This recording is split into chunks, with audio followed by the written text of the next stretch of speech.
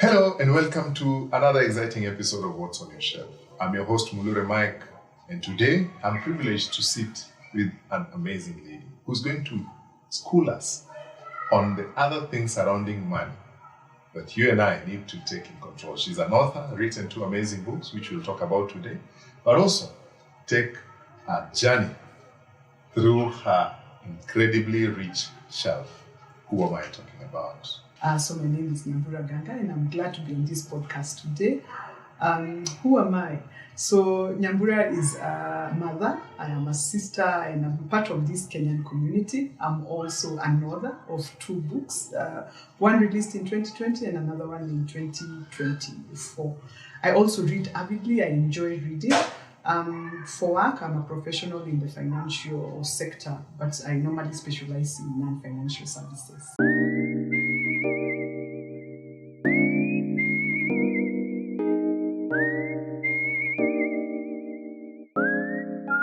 You specialize in non-financial services. What are non-financial services in the financial sector? This is a very interesting question, and it's asked often. So what non-financial services are actually is things like training. Would look at what else can make you do better with your money. So not just the money aspect, we do things like training, we do things like market exposure, just to ensure that when you encounter with money, it's about the journey through, not just sometimes it's just the purchase of things or the selling of things, but what else can we enrich you so that you look at your money holistically. Money is not just the physical cash that we handle. The other things that come with money, our behaviors, the way we act towards it, our beliefs, where we've come from. Some of us have come from maybe a place of plenty, others a place of lack, others a place of you don't even know. Nobody talked to you about money until one day you are employed or you do business and you get some money, you don't know what to do. So the non-financial services simplify that journey. We talk about money, we simplify it, we also look at what else can you do with this money to make you successful. And it's an enjoyable thing. Yeah, and I'm sure we'll interact with that today, but there's one thing that keeps bugging me in my head, and I want to ask you this. What is that one thing you've learned about money that not so many people look at it in that perspective? I think the one thing that I've learned about money, and which I find very interesting, is that a lot of us don't understand that the goalpost to money is always moving. So we are really not sure, and we keep searching for it. So we are chasing something. It's like the dog and the tail stuff. We just continuously looking for money, but we don't get content, and that's why you find most of us don't know when enough is enough.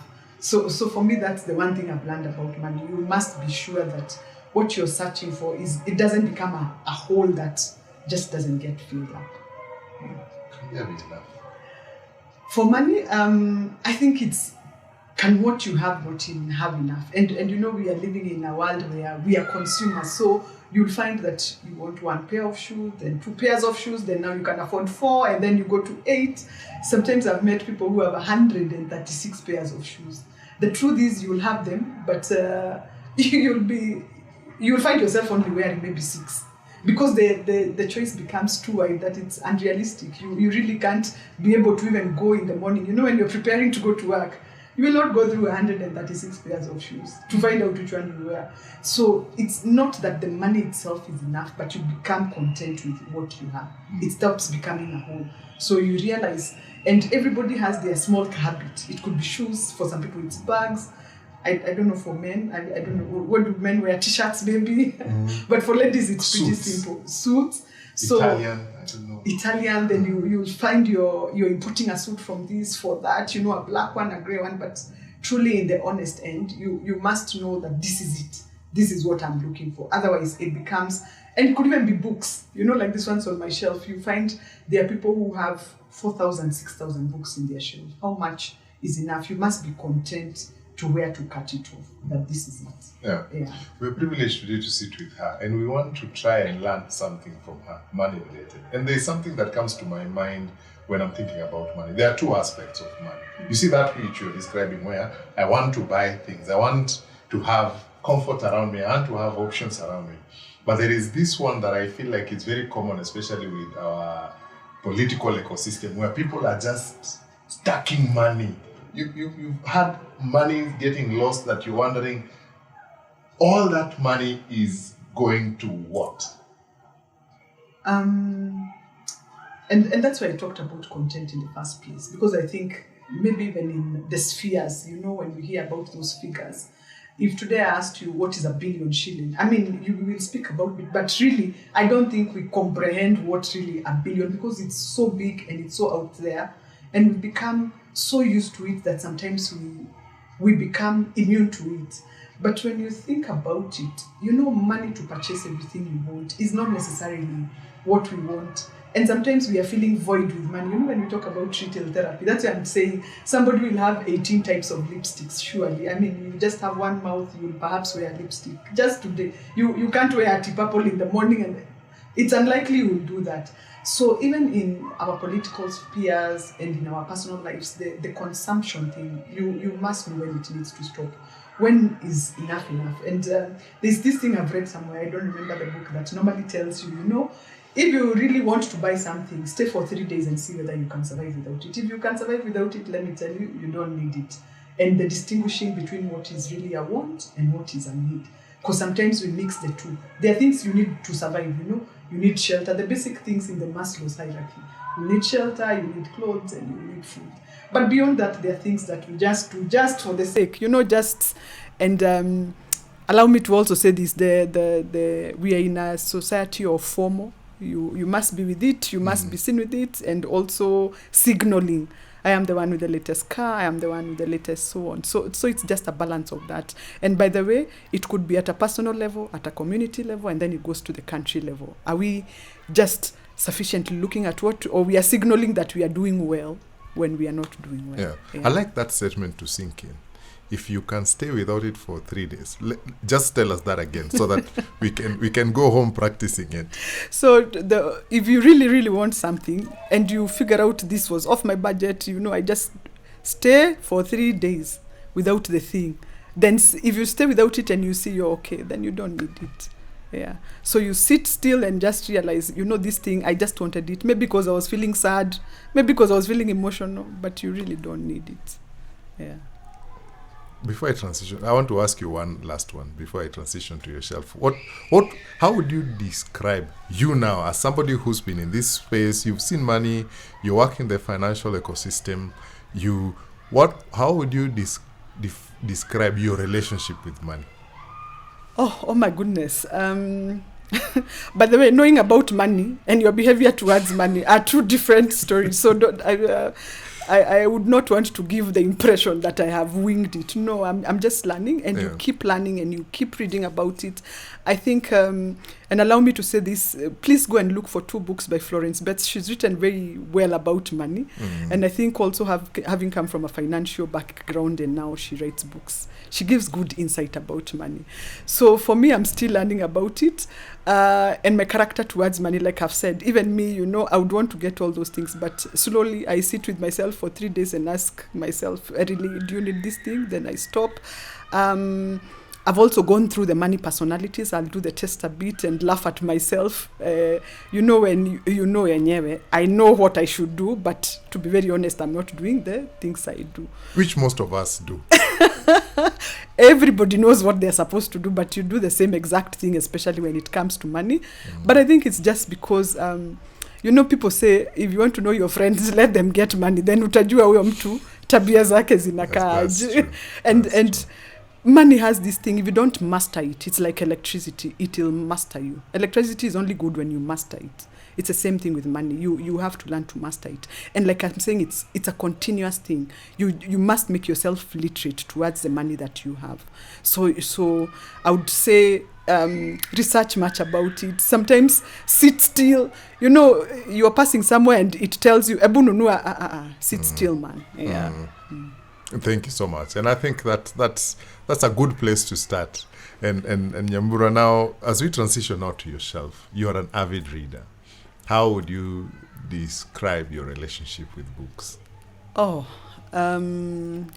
My relationship with books started a long time ago. I hope you have time to listen to this story.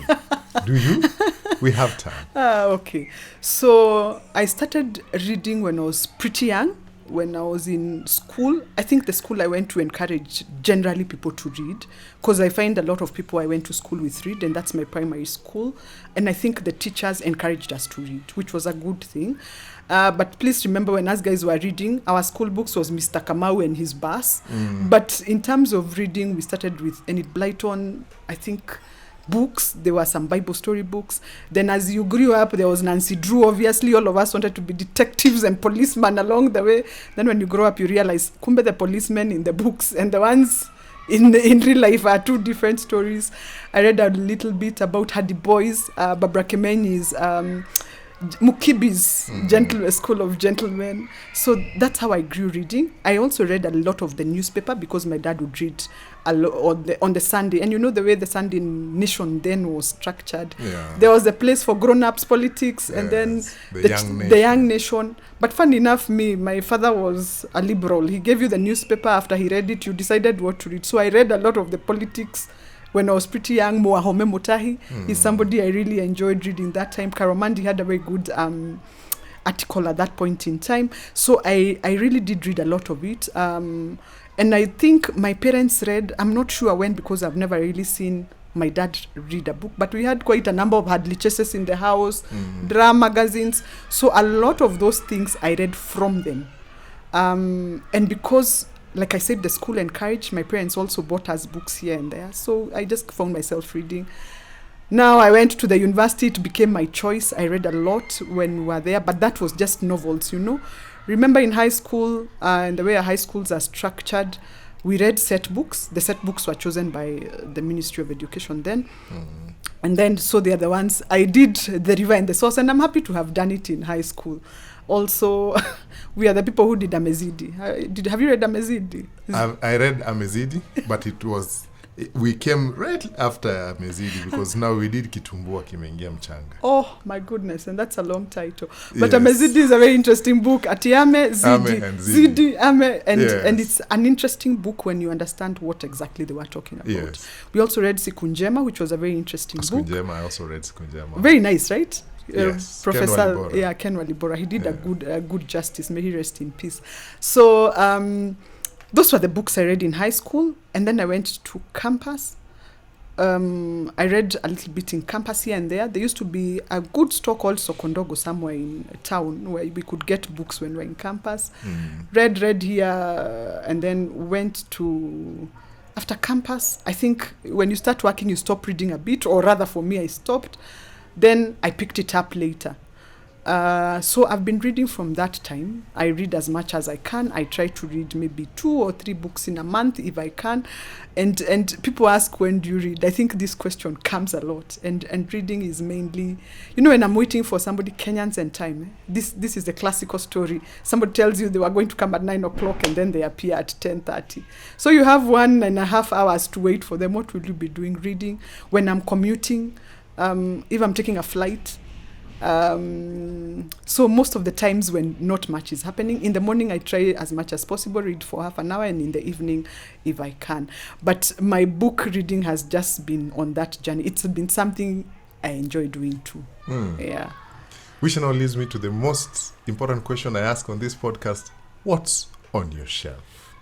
Hey, I know you can see this shelf. This shelf is a mixture of everything. A lot of the books you can see on top are from African and Kenyan authors as well. This part you'd see mostly Kenyan. And then we go to African. I have been a fan of African authors as well. Some Gabriel Garcia, somebody I really admire, so I put him up there. And then a mixture of all books. And I really read as widely as you can imagine. I'll read books in psychology. I read books, for fun, novel. And I read mainly for education and entertainment. And I don't get stressed when reading. You know, the way we used to read for exams, please. Yes. Please leave that in school alone. You should enjoy reading. You shouldn't have the pressure of I must read 100 pages in a day. No. I just read it the same way you'd enjoy a dance. You know, start slowly, start the tempo. That's how I read. So my shelf is full of that. I also read a lot of books as in informational books. I have quite a number of books here on, say, Jewish religion, something I don't know. I read a lot of Chinese writers just to understand where they have come from. Innovation to the Core, you can see there, that's a book that's about to work, just to show you where we've moved from. Innovation is very important in our sector. It's been dynamic. There's been a lot of disruption, so you have to think about innovation and the DNA and how organizations have been able to move forward. Maeve Mbichi is, I hope I've not butchered that name, but is a very interesting writer. She wrote for a very long period of time, and she comes from Ireland.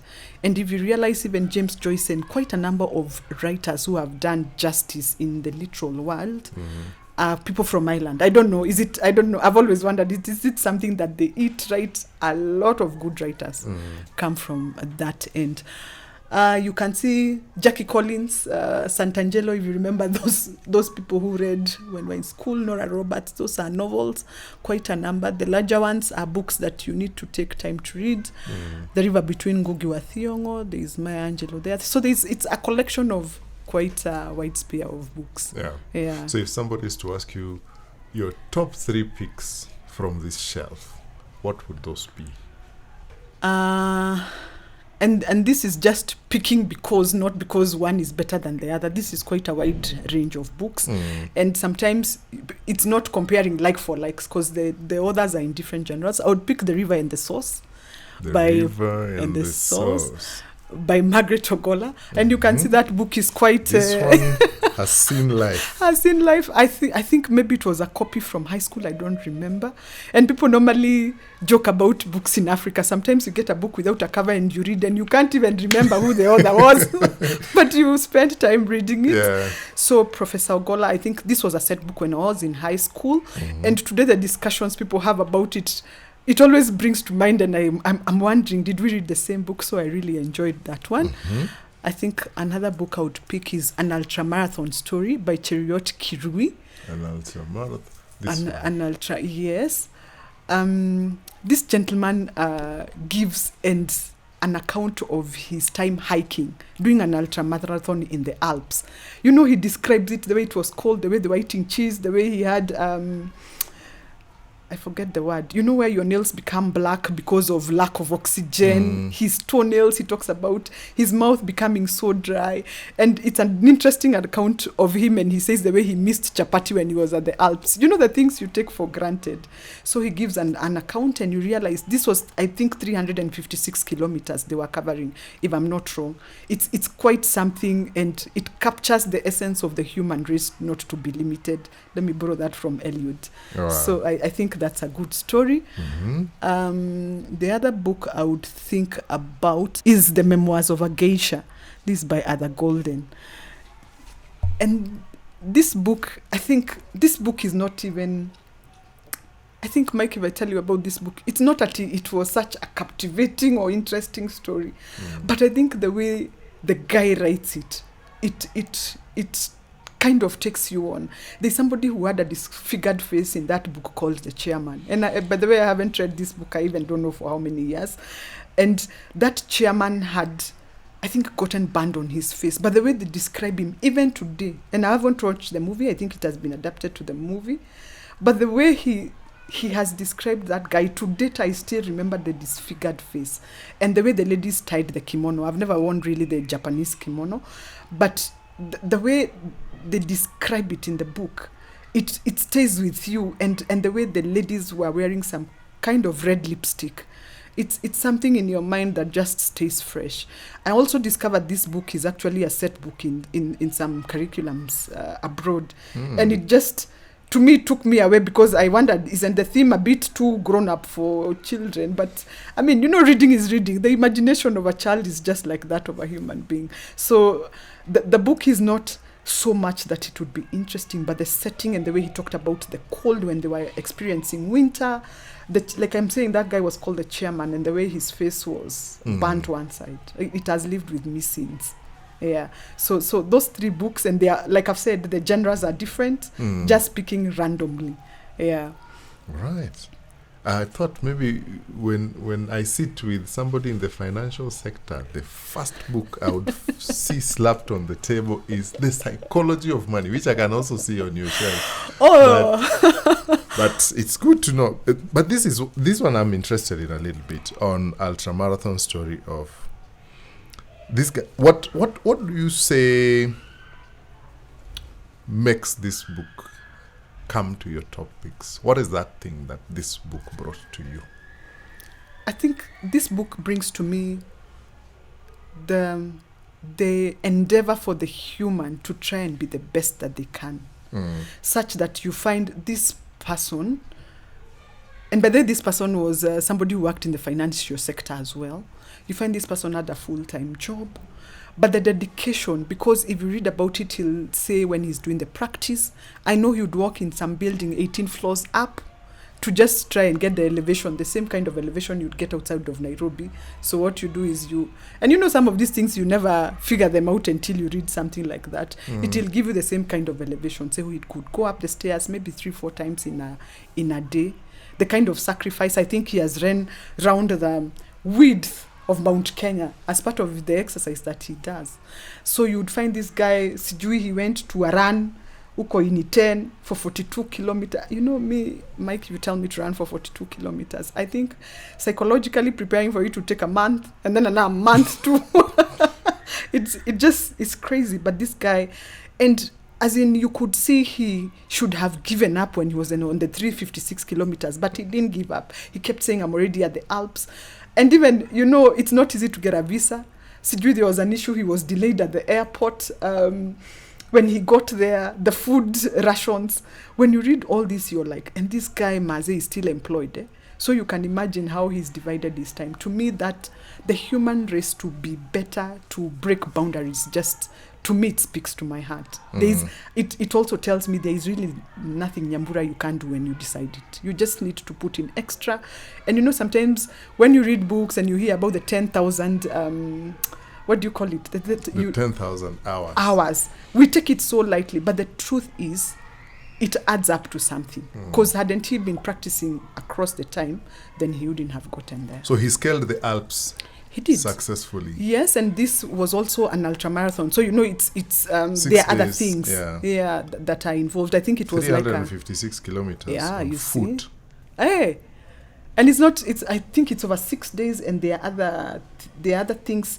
You need to also keep time, because you could decide that 356 kilometers will be covered in 30 days, but he covered it within the time. So he actually has the medal from it. That shows that he did finish in the correct timing. I think to me it's unbelievable what humans can do. 356 kilometers over 6 days, and it's in the Alps, in the cold, means he was covering probably 50 kilometers a day. It might look simple, but I don't think it is simple. Yeah. Is he the same guy who passed on, especially, I don't know, there is a Kenyan also who passed on now. Was it scaling Mount Everest? He was scaling Mount Everest. I think it was his second climb. He tried without oxygen, and unfortunately he did pass on after that. I think we are celebrating maybe his 1 year plus since he passed on, but I think to me he did, no human is limited. He did justice to what his endeavor was. Yeah. As somebody who was very fascinated by this encounter, what do you think came to your mind now when you hear this hero or this person was now on another experience that now led to his demise? Oh, Sam, and we talked about money in the first, and we were talking about contentment. I don't know, sometimes I wonder if I am the one, would I have been content with climbing Mount Everest with the oxygen and then left it? But the human endeavor is to break barriers. All of us are in that journey, and I would encourage you to you try your best, see what you could do. I think that thing to me, and I think it was his dream to just see, because you'd have been the first African anyway, I think. If maybe another one has done maybe one, I don't know. But I think that thing of wanting to be the best, you must, Mike, want to be the best. See what you can do. And because God has given you life, why not try and see what else it can bring to you? So for me, that was what I really I took away with it even when he passed on. It's just, and I think that was so sad. It's just that he had given it his best. And I think the guy was prepared, as in he knew the risks. He wasn't being careless. Please, when I say you can go, don't be careless. He had the things that he needed to do. He had been practicing for a long period of time. All of us had. And by the way, I've hiked Mount Kenya. So when I hear of the cold, I imagine this may be at the Everest is maybe what? I don't know. It could be pretty colder than what he had. I think those are the things that tell you can make it, and you should go ahead and try to break the barriers that have been put for you. Yeah. For those of us who hiked Nairobi KICC, actually I think I did Mount Longonot and went round the crater. That crater. I don't think my head and my ecosystem has ever come to terms to say, now let's try that next one. So it's a decision we have never made, me, myself, and I, if we want to hike another mountain. But maybe one day we will. But now when you're thinking about that, when you're thinking about bettering your best, is it a culture that we have as a people? Oh, I don't know. I'm part of the people you're speaking about. Yes. Yeah, I've included myself in that because I'm asking, is it something we have as a people? What do you see around us when you're thinking about who we are and how we are journeying through life? I think we do try sometimes, and sometimes we get disillusioned along the way. There is a book by Wangari Maathai there, the Unbound. Yeah. This is also somebody else who has broken barriers. She and the reason I love her is that, when she gave the story of the hummingbird, which was trying to put off a forest fire, and I've always thought about it. When you think about the story in terms of, and this is about reading, by the way, you imagine the story, and she says, the bigger animals, the elephants, if the elephant carried water in its trunk, obviously it would carry more water than the small bee, which is probably carrying maybe a drop of water. And when Wangari talks about, she says, what is your little thing? You do it, but do it well. I think around us, when we talk about bettering your best, sometimes I wonder, do we do our best, or sometimes are we just complacent? Unasema tu sini life maze. So we only try, not too much effort, we try. But if you go through the Unbound by Wangari, and if you look at her story, and this is somebody who went to abroad. She went to pursue her studies in 1970s. I've always wondered, have you ever thought about ndege ilikuwa aje in 1970s? One day I asked somebody that thing, and we said, sometimes we talk about how backward Africa is, but some of these people, the Kina Ukos and the tomboyers of this world frequented Europe and the US. In the 70s? Yes. So you can imagine she had gone to do a scientific course at that time in her life. Yes. But you can also see that by the time she was being given that Nobel Prize, is maybe 20 years since she had been, So sometimes we also forget that, and this is even about money. We normally say it starts slowly, then it goes very fast. So even how, when you're thinking about it, the accumulation of what she had come is after many years. I think we have a chance. We are in that age where we have a lot of information. We can do our best. There is a good opportunity for us to go forward. Yeah. We want to transition. No. I can't go without talking about the river and the source. A lot of people have cited this book as a feminist book. What are your thoughts? And I can see a lot of life in this book. This book, my goodness, like I'm saying, I apologize. Maybe it's the one I read in high school. I don't know why it's in this state. Generally, as in Mike can confirm for you, the other books in the shelf are not in this. But like I normally say, by the way, if you read a book, treat it the way you want. The book belongs to you. Read it. Read as much as you can. So I guess maybe this is what we used in high school. Yeah. About Professor Gola being a feminist. Please remember, I was in a girls' high school. So for us, we just read the book as was.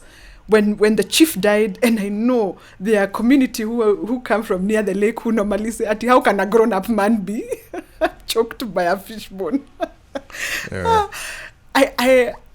this has always interested me because remember, I come from Central Kenya, went to school in Central Kenya, and this book is set there.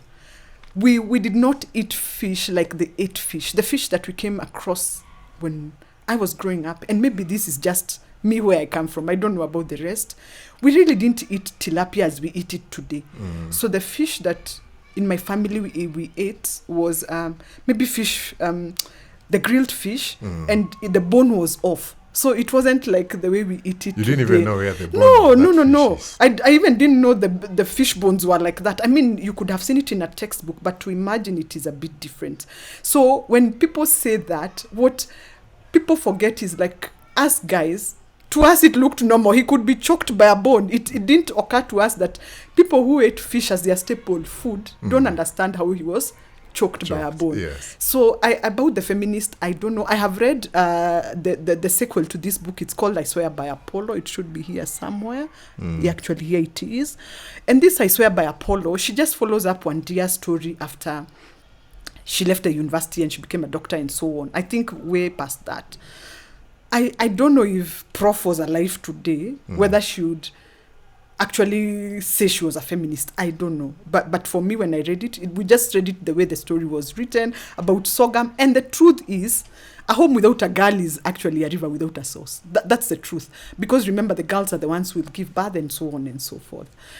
So me, I just read it as a high schooler. Okay, but now you looking at it in hindsight, and it's several years ago when you read it. What would you say is that thing that has stood with you, that has kept this book on your shelf for all these years? What is that part of this story that you so resonate with, that you would wish somebody else can look at it from that perspective? I think what has stood with me, first, remember Wandia was a Kikuyu who got married to a Luo, because that's where we were. Akina Odero Gogni were from the lakeside. I think that stood with me. And remember this book, I think we must have been reading it in the late 1990s, if I'm not wrong, in high school. At that point in time, it was not common for the two communities to come together in marriages. So for me, that stood out for me. And I think the other thing that stood out for me, despite all these other things we say now, is the hard work these people put into their normal lives. And I think as Kenyans, we often forget. We do actually work hard. Maybe we don't get it to the excellent level, but if you look at it in terms of farming, in terms of fishing, we actually go out of our way. If you asked me, if the policies and everything and the environment was good, we are a people who actually take life work. And I think work is something that should make us proud, is something that makes a people, as in we actually know nothing comes out of free. There's no free lunch. We know it. So if you look at even when the white people came, they found these people farming sorghum. They found these people doing their own community work that was building them. To me, that's what stands out for me in the book. Yeah. Nyambura, you come from Central, and you've read politics since your dad gave you that newspaper, and logically. So it stops being emotionally. And by the way, this is the same thing. I said I come from the financial sector. A lot of us treat money with emotion. We are emotional towards money. But we need to step away from the emotions and become logical about it. Is this good for me? Is it good for my children? Is this good for my grandchildren? And so on and so forth. So that now we are separating emotions. Somebody said, somebody did, and now it's logical. What is good for education? What is good for infrastructure? And so on. I'm wondering, how do you remove emotions from money? How do you separate? I think every money conversation ends up being emotional. I don't know what you think, who's watching us. What is your take on this conversation? What is your relationship with money? What is it that Nyambura is saying that you resonate with, or you are coming to terms with today for the very first time? Let us know in the comment section. But also, remember, this is What's on Your Shelf, brought to you with me, Mulure Mike, and also in partnership with the Kenya National Library Service and Nuria Bookstore, who are our partners on this podcast. Today, we are privileged to sit with Nyambura Nganga. Now, I'll have to walk slowly when I'm mentioning that name so that I don't massacre it. And you said it's Ganga. Ganga. Okay. In Ganga Kikuyu, means Gaga. Gaga. In Kikuyu, so you just... Yeah. I think Gaga sounds easier for me to pronounce. Or just remain at Nyambura. Yeah, but also let us know what you think about this conversation. We've spoken about money quite a bit, and also now just try to travel through her shelf. And now I want to transition to your books, Nyambura. And before I hold the first one, I wanted to ask you, what led you to write? Is there something you read? Is there something you did that now, a story you read that made you feel like, I also want to tell my story, or I want to write this? Because your writing is you've written from a very self perspective. Okay, not really one story. And by the way, we are accumulation of stories, even myself. I mean, if you go through all this, there's something I carry away from every book I have read. And for me, writing, I used to... By the way, do you know those things where you say I used to write when I was in primary school? For sure, that's my story. This is not cliche. I wrote a bit when I was in primary school. But because, and like I've said, it was years ago, and like now where we encourage our children to become creatives, there wasn't really a big thing that time. In any case, the books that were really written were either school text or books written by Kireamete, or maybe... I think there should be a book here by Meja Mwangi. There's also the mixers there by Mwangi Geshero. Those are... And they were not much, because I think the reading was limited to what was available that time. Like I've said, my dad had James Hadley Chase. I've always wondered how he came across them. And there were quite a number. But so I had been reading stories, and stories used to make me happy, because it's a way of passing one thing from... even my grandmother would tell me something. She would tell me about, what behavior to hold, how to behave. So it always intrigued me. So I wrote a little bit when I was in primary school, wrote when I was in high school. Obviously, high school, and in my days, we used to write letters. So if you are good, you had some good English and you could write, you are the one who was popular, because then you'll distribute for the other people. Yeah. Okay, I'm sorry to all those people who received a letter written by another person. I wonder whether it was heartfelt or not, but we used to do that. I stopped writing a bit when I transitioned to the university. Then I started writing again after, and I kept a blog for almost 10 years on Facebook. So one time somebody recommended, Nyambura, why don't you just write the way you used to write a long time ago? And by the way, writing, when we are speaking like this, sounds so simple to everybody. You think you'll just go, okay, writing, we used to mean writing, but now we mean typing. It normally looks very simple until you sit down and realize, when you are writing a 20,000 book or a 40,000 word book, it is not as easy as it looks. No. Because also it goes to the editor and they cut off another 20,000 words which were unnecessary from a 40,000 word text anyway. Yeah. So I started rewriting in the university. And like I've said, I'm a fan of Maeve Binchi, who used to write for a newspaper in Ireland that time. So what I noticed about her is that she would build on her stories. So there are stories she's written as a columnist. So so we have a collection of some of her books are just collection of her columns, and it intrigued me with time. And I found quite a number of people who have done that. You'll find a lot of people who have written for the New York Times and so on. They do write, but I'm not saying because you're a columnist you must be a writer. Those are different stories, but those are people who intrigued me. So I had been putting this down for 10 years, and then somebody asked me, why don't you put this in a book? Not that even me, I haven't thought about it. It's just that people plant a thing in you and they start asking you those questions. Nyambura, you write well. Nyambura, why don't you put this? And this came together. In 2020, when COVID came, we were on the lockdown. It's not because of the lockdown that I wrote the book. It's just that these things came together at that particular point in time. Yeah. So that's when I put down the first book, and I'm telling you, it was purely on trial and error. It wasn't something that I had thought about for a very long time. But yeah. And there, your first book, Sojourner. I hope I pronounce it correctly. Sojourner. Oh, Tell us about Sojourner, Nyambura. So, Sojourner, like I say, I pronounce it as Sojourner. Sojourner. Yeah, and Right. it's just safari. You know, like the way the Israelites were traveling for 40 years and so on. So Sojourner is just a compilation of stories from when I was in school. I talk about my grandmother. My grandmother passed on when I think maybe in the early 2000s, and she's somebody who had been very instrumental in my life. So I start the story from there, and I remember how when I was in primary school, the way she would encourage me, please go to school, school will change your life, and so on and so forth. So for me, it's just also thinking. When we started, I told you, a lot of the stories we read were stories set in the West, about snow, about Snow White, about playing with snowman. So I also decided, let me write a little bit so that somebody who has not gone through growing up in Kenya, they would read this book and understand it. Or if you've grown up here, then you can identify with it. My daughter would understand when I talk about the trees, playing by climbing a tree, running and hurting my knees. It's something she can understand because we are in the same environment.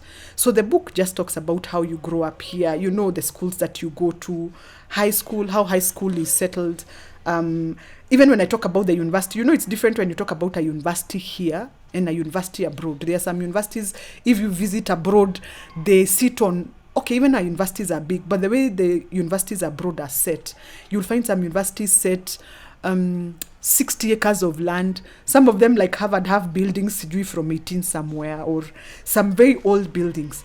But now think about the University of Nairobi that was commissioned maybe 40 years ago or so, or maybe the mathematics could be wrong. But look at the difference in that. So that when I'm talking to this person, it's about our setting, it's about where we've come from, about childhood, raising children, you know, realizing now you are a mother. That whole concept of you are a Kenyan, what things happen to Kenyans like us, so that you can identify with it. So that's what I was looking for. Yeah. I'm just brushing through it, and they're interesting. I'll read a caption here and you'll help us understand. There's one of the subtopics here called the singles dilemma, which I'll come to a certain quote you've quoted here. But I'm looking at this thing, and you've documented your personal life. What didn't you fear of what putting it out there? I don't know who's going to read this. I don't know who's going to experience this. But being vulnerable and letting your deep secrets, because there are some texts I'm seeing here that are very you, that maybe didn't you fear on your life being out there? Interesting. My concept for the book is this, and allow me to give some context.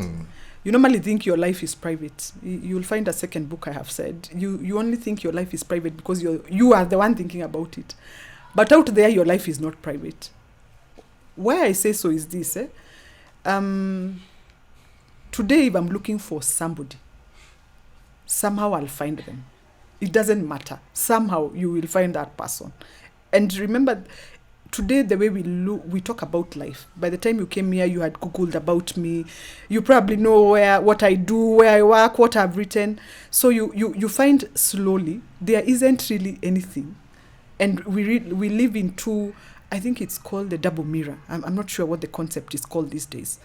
You are giving a talk somewhere and people are Googling you here on LinkedIn to find out, is this genuine, is this... So you don't live life in one plane, especially in the world we are in.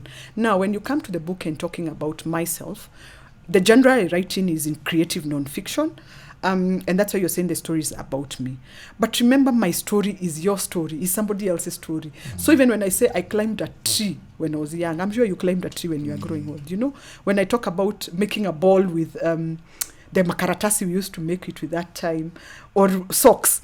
We were culprits of using socks, and your mother would pinch your ears because your socks got torn because, you know, you pulled it. And those stories could be personal to me, but they are broadly what most of us have actually experienced.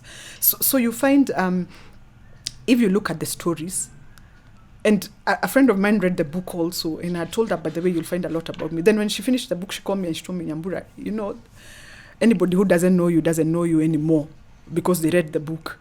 I thought you have given, and that just jazzed me. Because sometimes I ask myself, what is private and what is not private? Getting married, is it a private affair? I mean, people see you going home together. Yeah. Isn't It's it? not private. Is it? No. So I've always asked myself, of course there are details. You will find even the name of my daughter. The name I use for her in the book is a bit different. My sisters and parents, whatever I'll put in the book is just something that generally somebody would know. So of course there's a boundary where I haven't crossed boundaries, and I try as much as possible not to. My own, maybe I have, but for the other people I try to ensure that there's also a veil so that your life is your life. Even for my child, so that even when she grows up, she doesn't feel, sometimes maybe your child would say, you restricted me this because you wrote about me. But I just try to balance it. Or you exposed me. Yes, or you exposed me. So I try to balance. For me, like I said, there are things that we hold dear like Africans, and we think, marriage, it's a secret. What do you mean it's a secret? And you walk to the market together. We see you guys. And you wedded in a church. You wedded in a church. Invited everyone. You go home together in the evening. So in terms of things like that, it's just that it's where we've come from. Of course, now with social media. And sometimes, and maybe Mike, this you can tell me. Have you ever seen somebody who said they live such a private life and then they post everything on social media? Yes. So how was it private? How is it private? You get the balance between the two, but I try as much as possible. But I also wanted it to be a learning through experience. So that when I talk about a heartbreak, then the heartbreak is as real as it can be. But please remember, I've said the genre is creative non-fiction. Yeah. So that should tell you that it is non-fiction, but it's creative. The story needs to have a basis so that you can relate with it. Yeah. I want to pick one. This one's the singles dilemma is one that has struck me, and there is a place where I can see. Do you think I want to steal your husband? I ask her. Hey, she mumbles, and then goes. Unajua niliona namba yako kwa delivery items zake nikafikiria unataka kuvunja nyumba yangu. What's going on here? Take us to this place. Oh my goodness. That's a very interesting story that happened some time back. So I get a call from somebody, and then she tells me, "Wewe ni Nyambura?" Mimi ni Nyambura. Alafu ananiambia, "Na kwa nini una text bwanangu?" First, let's start from the top. I don't know who this is, and I don't even know which bwana she's referring to. So I ask her, bwana, and she tells me, ati simu ulikuwa umemtumia text. Now I have no recollection who this I'm speaking to. So I ask her, bwana yako ni nani? And then she explains who she is. I'm like, oh my goodness, what do you mean? So I ask her, did you read the text that I had sent? She tells me, no, I just saw the item delivered. I mean, Mike, why would you don't even know? So this person, we lived in the same court somewhere. We were building a fence just because we were feeling like we were unsafe at that particular point. And we were a court of maybe, 20 or so families. So we had been chosen with this guy. So we were communicating about the fence. So we like the way when you're doing mchango and maybe you're the treasurer and the other person is a chairman. Is it possible for you two never to talk? No, it's not. It's not possible because you guys are planning. You guys, do you know? Surprisingly, I couldn't even remember what this guy's second name is. I just knew him as the name. We were doing this project, and so it was just about hii pesa itatosha, tutajenga ukuta inakaaje, is it going to be a life fence? That is what she was asking about. So when she was telling me, and then, so I asked her, oh my goodness, wewe ndio bibi so and so, huyo ndio chairman wa hii kitu tunafanya. She asked me, kwani, see that's what we were asking about. I'm like, do you want me to send me the texts I sent? And I sent her those texts. And then she calls me later and she tells me, pole sana. Yeah, that's how it ended. Now I want to get into the singles dilemma. Yeah. What are you communicating? What is this thing that has led you to that topic? What dilemma are singles in, or the ones you are referring to here? When I think I wrote that story when I was about 35, 36. Like I said, it actually did happen. And when you're that age, you're in what would call maybe midlife. I don't know. We say life starts at 40, but when you're above 35 is when you've been grown up, let's say since you left campus, maybe 10, 11 years. So you are sort of now rooted. And so when I talked about the singles dilemma, is how people look at people in that age who are single. You look like you're a walking warning. You know, people think, and by the way, you know, dudes are not a pair of shoes or handbag you can steal, or a book. Like, you know, somebody can visit me and steal a book. But can you steal a man, really? Can I come and grab you? And no. So to me, the singles dilemma is just people misunderstanding women of that age. And to some of them, they imagine that we want to steal their husbands, or the church look at you and wonder, why are you still single at this age? Na ni kama wanaume wanaisha, ni kama age time yako ya kupata mwanaume imeisha. It's just, to me, that's what I was bringing forefront. It's just fighting for that person who is at that age.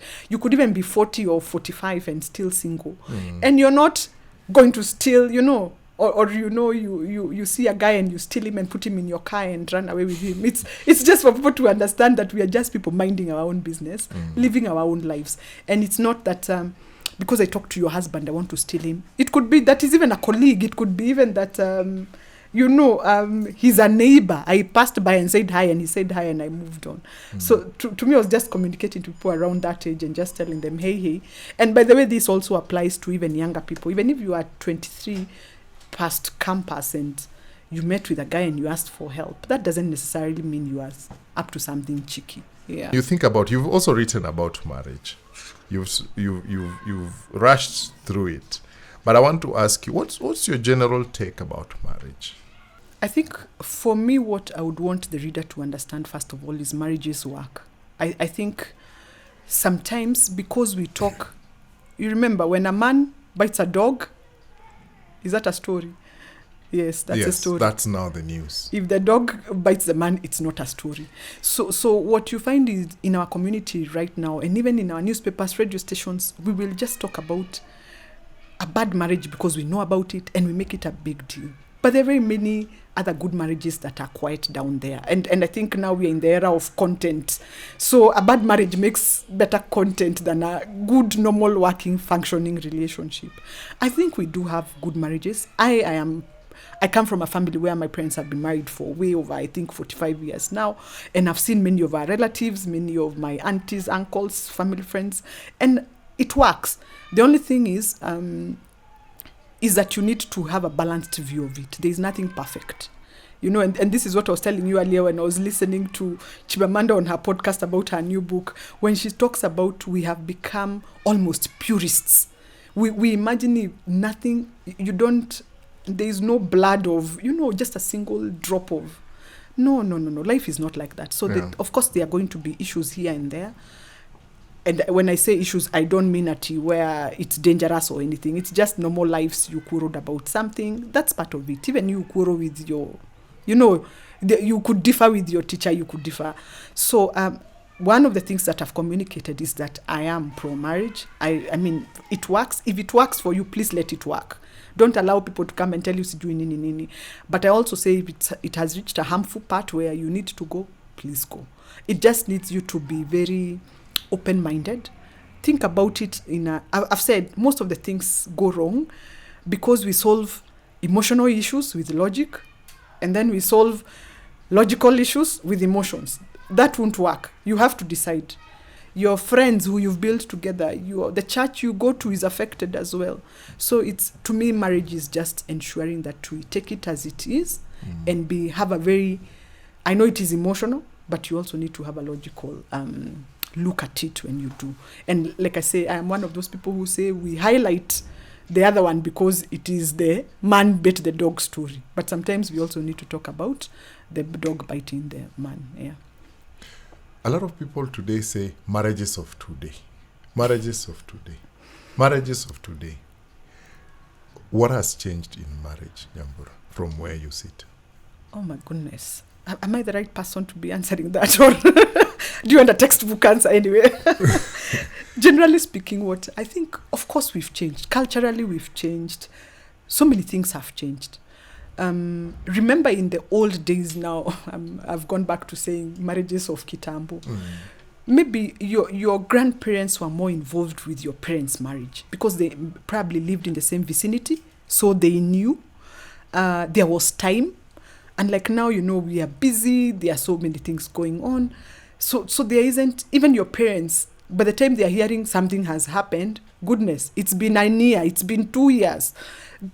Things are so far along that sometimes it's so hard to even go backwards and reverse it. But can you imagine then, you used to live in the same compound. People are in your business all the time. And remember, we've come from a very neat, tight community, unlike how we live today.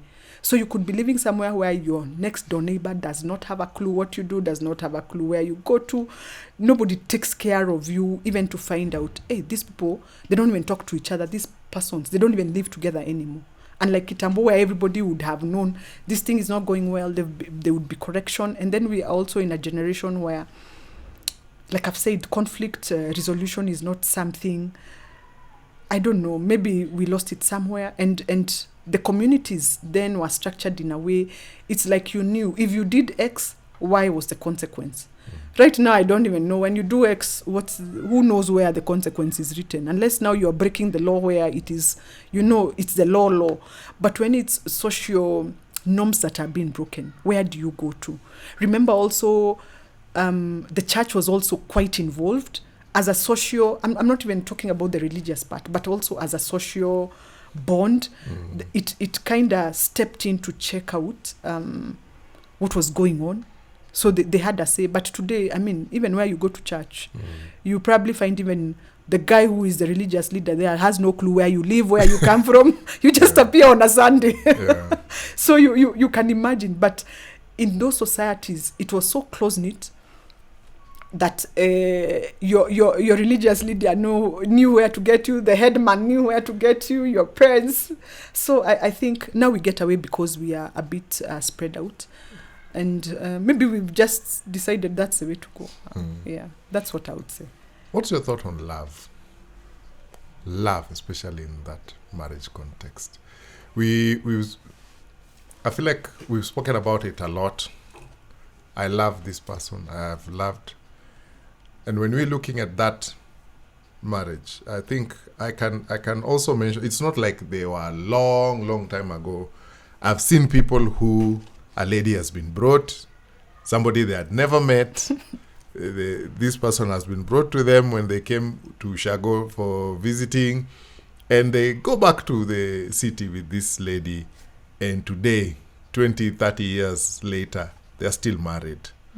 And that was not unique. That was not strange. It happened almost every time. And those people lived together. Today, it's not very common. Rarely do you hear somebody ameletewa mtu. But now we've placed an emphasis on love. So I'm looking at this love. What's its value? What does it bring to this union? How does it influence? And is it something that truly exists, or it's something that we've psychologically created? Oh, goodness. Love. Now, in hindsight, first of all, let's just say I have lived through it also. Maybe I have the pleasure of time. Of course, when you're 22 and when you're 30 and in your 40s, love is a different story altogether. I think I blame some of these books and movies which we watched in terms of Snow White. No. Snow White was a love story. Rapunzel, Cinderella. You're still waiting for the guy with your shoe. Let me tell you something, Mike. Tell your cousins and your sisters. Nobody has your shoe. Stop waiting for midnight. Anyway, that's on a light note. I think maybe and the divide is where we are coming from when we talk about the previous generation and where we are coming and where we are right now. Remember, our parents did not go through Hollywood what love is. So for them, love is what they had seen.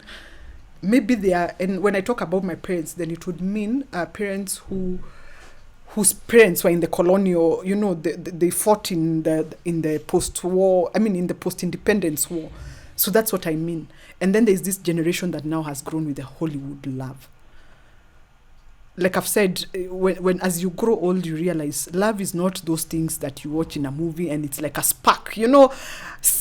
ati nilimwona nikasikia hiyo ni tumbo you are hungry or something else. It had nothing to do with love. Because when you realize that and this I know the question is on romantic love. Yeah. I think we even need to start with the basic love. What is love? And sometimes love is about kindness, it's about patience, it's about understanding, and it's that's what I'm saying. It's not that thing in the stomach which you feel. You must also understand a person. You must also be able to weigh, is this, there are people who you love but they are not good for you. So wewe wapende uko mbali, wacha waende uko. So those are the things that really we need to look at. And love is also about somebody wanting good things for you.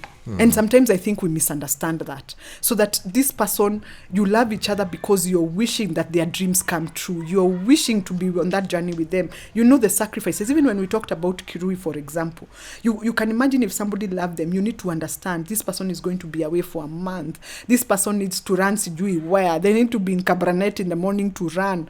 They will, their lips are going to get burned by the morning, dew.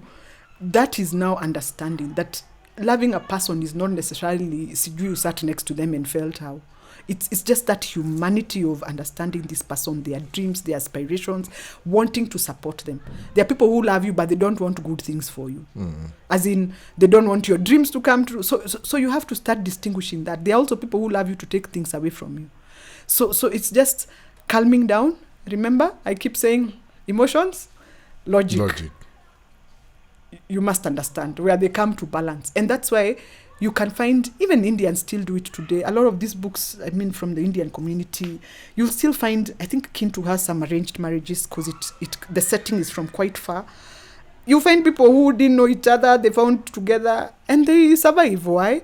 It's respect, it's basic human decency, it's kindness, it's understanding. You sit down to listen to this person, what drives them, what is, and okay, I know we misuse personality types, but what makes them happy, what makes them unhappy, what kind of a person are they when they are angry? These are things, when you're feeling that thing in the stomach, you don't remember. How does this person react when they get annoyed, when they hear sad news? You can imagine, maybe somebody passes on in the family. How do they take grief? There are people who will grieve for a near plus. They're still not okay. Are you okay with that person? And I remember one day I sat in a certain class and somebody asked, what if the person you are with became mad or they were entirely handicapped for the rest of their life? Would you want to still serve that person? Now that's when you start realizing, love is not just about, we went to Java and had a meal. So to me, that's what love would be about. It would be about thinking long term. It would be about thinking deeply about the person.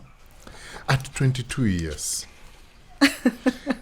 do you really have what it takes to imagine what that would look like?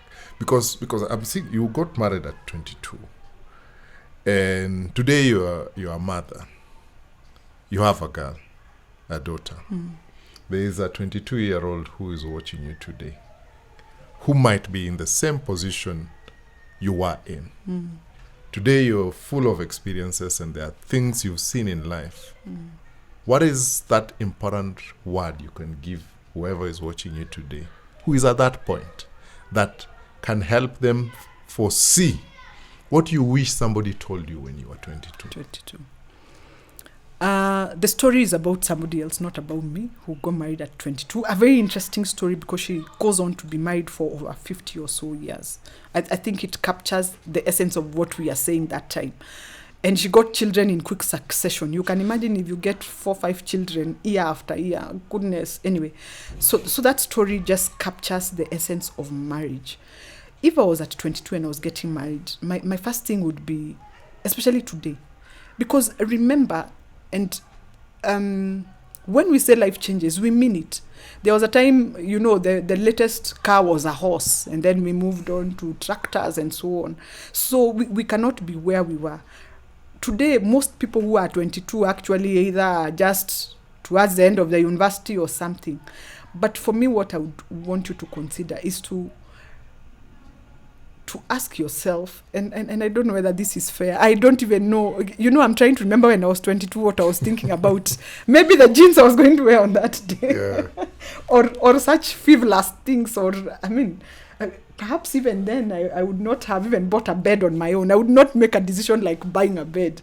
But if you find yourself in that situation, and I know sometimes people find yourself, is one I think you need prayers. I think you also need counsel.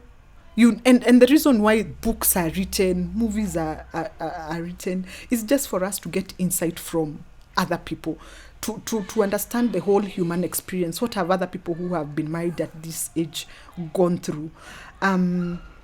I know a lot of people in the behavioral science will say at 22 you're not well developed. But remember, if you left high school maybe at 18 and you are not going to campus, you've been 4 years outside there, making some money here and there, maybe you're ready to be married. But for me, and there are communities in Kenya who have, by 18, most of the girls are married, or 20. Oh my goodness. I like get counsel. I think also I feel like we need to allow people to develop so that you can make good decisions, because I have a teenage daughter and I know a lot of my friends' children who are teenage, and sometimes you ask yourself, these people, their decision-making mechanism, surely, I don't know whether they can make a decision for another baby like themselves, as in the children who are raising children. And sometimes you read those stories, in the news. I remember one story that has touched me and stayed with me for almost now 12 years. It was on the news. And that time, this lady was about 18, had gotten twins. And in some communities still, they say twins is not is a bad omen. It's a curse. And this, you can imagine, this person is 18, hardly out of their teenagehood. Actually, they are 18, they are teens. So she had gotten twins, and then where she was married, she was thrown off because they said she was a bad omen. She went back to their own village, who threw her off because they came from the same community, saying, you're bringing the bad omen. And the saddest thing, and that story why it has remained with me, is this woman went to, I think, River Yala, if I'm not wrong, or maybe I got the river wrong, and she jumped in with her 2 children. And it has stayed with me because I imagined her thought process. This person is hardly a child. This person has been where she had been living with these guys, they throw her out. She goes back to her parents, they throw her out. What exactly was she supposed to do? And that story baffles me, because I imagined, by the time I was getting my children, my child was in my late 20s. What are you talking about? And I was still as confused. I had a job, I had parents, I had, a nanny, and it was still, it was crazy. So I imagined this person. Remember, she does not even have the luxury of the things I had. Can you imagine her thought process? And people want to go and blame the girl. And I know it's not the right thing, but I wondered to myself, what else could she have done? So a 22-year-old, I've said, prayers, counsel, community, also build a community around you. We also need to listen to people more. So when somebody seems like they want to tell you something, don't start telling them, the word of God says divorce is not... Don't pull off those things. Listen to the person. Listen to that human being who is seated there, and listen to their story. And when I say listen, it's not listening waiting to answer, or listening waiting to judge. Listen to them so that you can tell yourself. Because I wonder, that girl, maybe what would another 18-year-old have told her? If she asked them, what do I do with these children? What would they have told her? Perhaps they would be stuck in the same dilemma both. And remember, if at 18 you have been married to this family maybe for 2 years, do you have friends? Not really.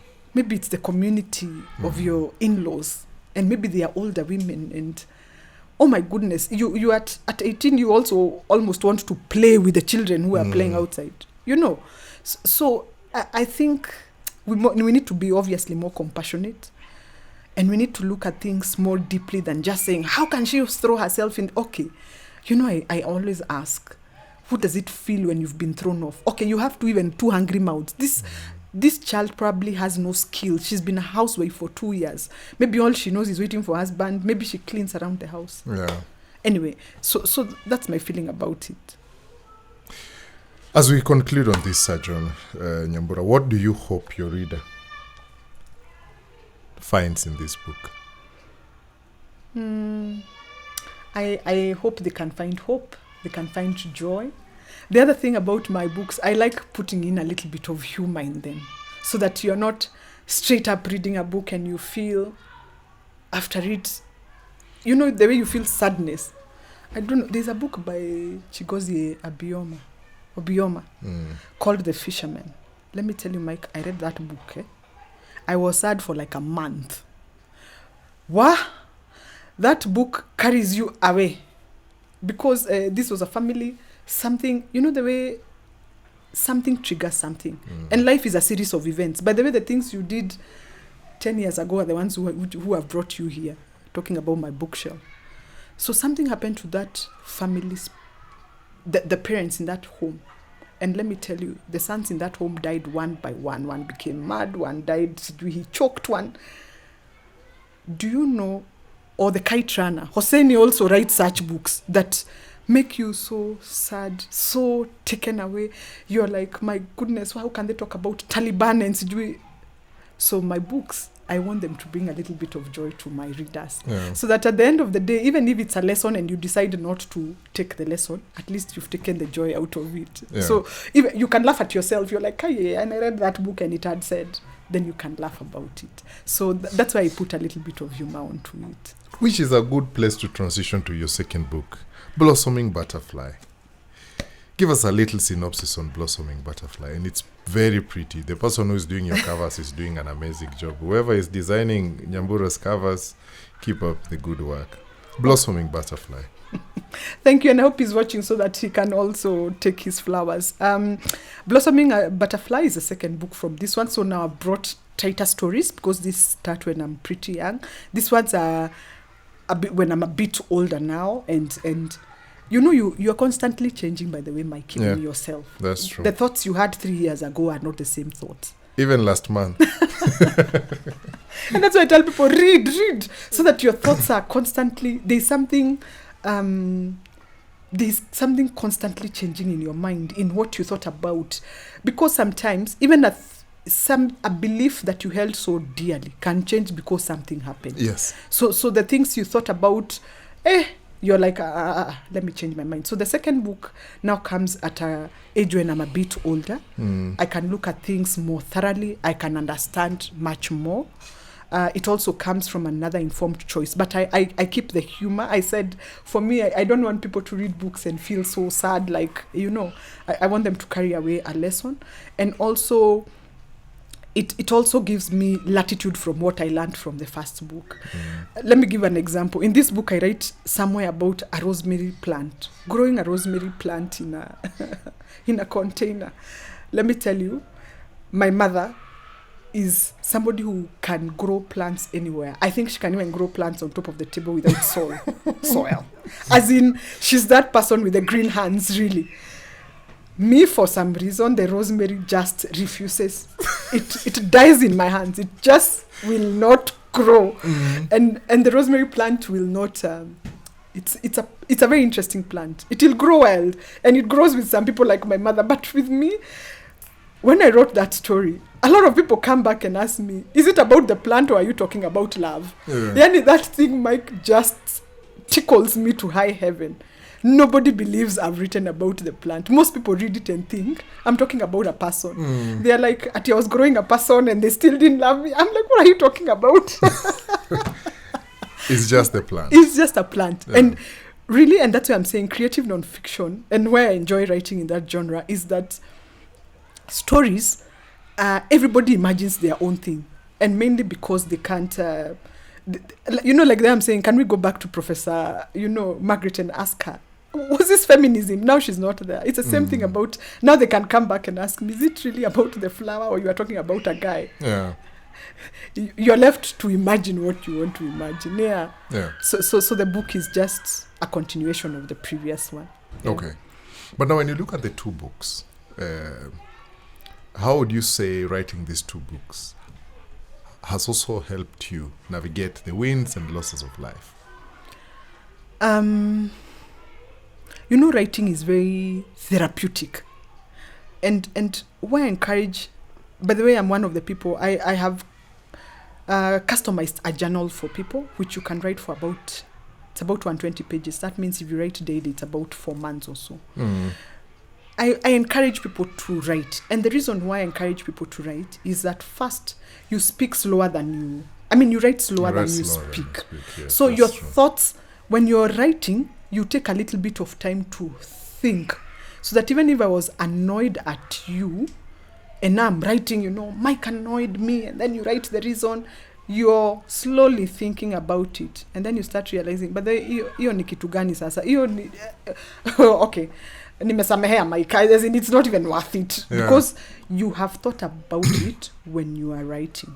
And I think it's a habit we need to inculcate in our children, in adults, so that some of the things you hear today and things people did because they were mad at people. Have you ever thought about it, Mike? Isn't it so sad?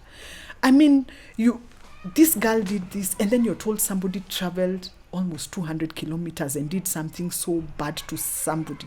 I've always wondered, what if he had written down those thoughts? What if he had taken time to think about it? So for me, one of the things that writing has done for me, it has given me an avenue to really reconsider my thoughts.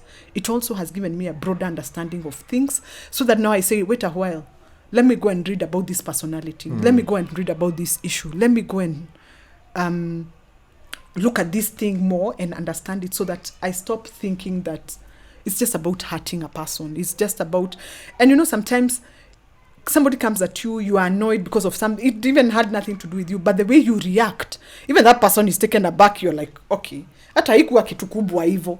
Why have you reacted like this? Because your thoughts and emotions never calm down. So for me, that's what the writing has done to me. It also becomes a lot of the difficult issues I have, I'll start writing them down, perhaps not finish, then come back to it and realize, this is the thing I was trying, even when you're trying to solve a problem. Then the other thing is, it also gives me gratitude. When I go back and look at the things I had written down maybe 6 months ago, a year ago, but sometimes I'm like, hii ndio ilikuwa inanisumbua. You've overcome that thing, and now you can have the joy of moving to the next thing. So those are among the things that writing has brought to me. What do you have around you when you're writing? What's this experience around you? How do you approach writing? Because to do the first, like a musician, people say there are musicians who just write one song, it hits and that's it. But there's who still come back, you write more and write more album. It means it's become a practice. What is this thing that is surrounding you when you're writing? Hey, dear gentle reader, I hope I would tell you at I write when there's a piano playing, and no. The truth is, I don't have a specific thing, but for me, mostly I write when something has been disturbing me. When I'm trying to solve an issue, or something is disturbing me. When I told you about those two children and somebody jumping in the river, that is something to me that has brought to me so much perspective. And so I'll write something about it and think about it. And because I write where it's a non-fiction, there must be stories that are in our times, so that when I write about it, it also makes, you can connect with it because it's today and the things that are happening.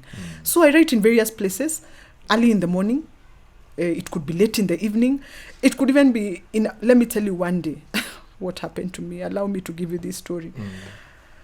I'm seated next to a guy, and I was reading Judy Pickle's Sisters, where one sister dies of cancer. No, one sister donates something to another sister, but the sister who donated dies, not the sister who was sick, and she was terminally ill. Let me tell you, I think I read that book when I was going through something in my life. I don't know what the something was. Let me tell you, I cried a good one, I cried. The guy next to me, I think he thought something had happened. But we were mid-air, so it's not that I received a call. But I just couldn't control myself. I tried, mpaka nataka kumshow, by the way, mpaka namwambia hakuna kitu imefanyika. This guy I cried and I couldn't just stop. And this, I was relating with what you're asking me about where to write. So when I finished, when I got on ground, I did go and write a story afterwards, which to me was very emotional after that. But I had borrowed it from, that story was so heartfelt. And sometimes my readers will call me and tell me, Aki, Nyambura, I read this story and I cried, and I wonder, why were you crying? And imagine, it's the human nature. There's something that hooks you onto that thing and it just blows your mind off. So it's not necessarily where I am, it's what I've gone through or what has touched me, or sometimes I'm trying to also empathize with a friend, something that has happened to them, or the loss. And sometimes we only think loss is through people passing on, unfortunately, but loss is so many things. You could even lose money, and you can lose 1,000 bob and it takes you through a rat hole it's like you lost 1,000,000 bob. That it just unashindwa, I lost this money hivyo tu. But it's because it catches you on with something else. So those are the things that trigger me to write, not that is soft piano music. No. I've written a manuscript of a book that I would say to where I had reached, I'd concluded. But my head wasn't very sure if I have concluded or I still want, because it was an account of what I would say my life experiences have been. But I was not really writing. My intention was not really to write a memoir, but mine was to really write a book that would encourage some 24-year-old guy who's somewhere lost in the city, trying to navigate, try to understand, and just reflecting on the people I met, how my interaction with people were, and family and people, because I'm not Nairobian. I'm those who came, the ones who wanasemaga wale wakukuja. Mulikuja.